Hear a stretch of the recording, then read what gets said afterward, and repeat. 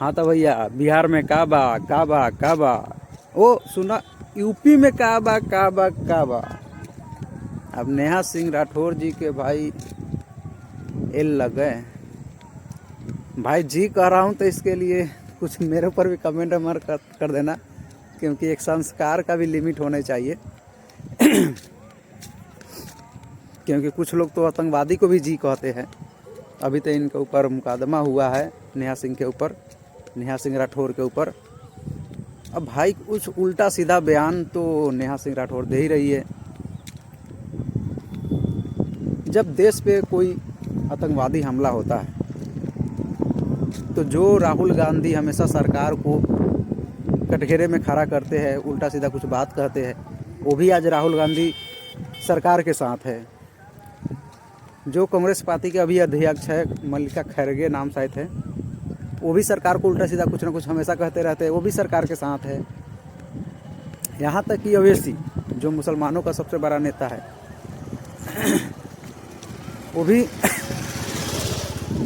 सरकार को हमेशा कुछ ना कुछ उल्टा सीधा कहते रहते हैं, वो भी सरकार के साथ है। लेकिन एक नेहा सिंह राठौर ये सुप्रीम कोर्ट की जज बन गई है अपने आप को। अरे मैडम, ये तो पहले देख लो कि देश में हो क्या रहा है। हम ये नहीं कह रहे कि सरकार से सवाल मत पूछना, सरकार से जवाब मत लेना, लेकिन हर चीज़ का एक समय होता है।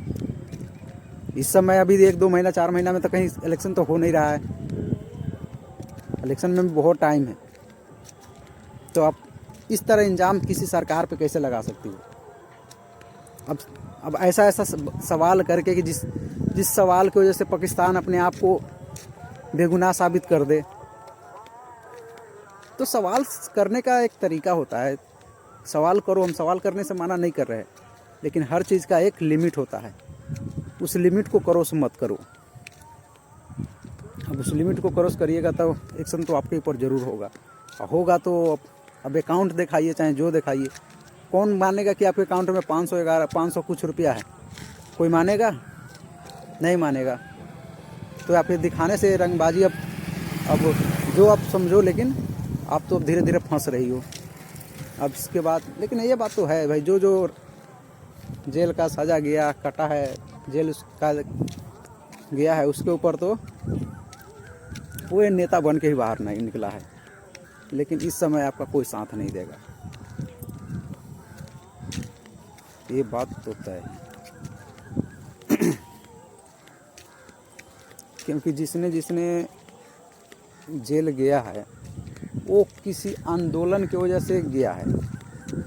चाहे इंजाम उस पर जोर भी लगे, लेकिन उस समय देश पे हमला नहीं हुआ था। वो राजनीति बयान की वजह से जेल गया, कुछ पार्टी उसको सपोर्ट भी किया, उसके बाद बाहर आया तो नेता बन के निकला।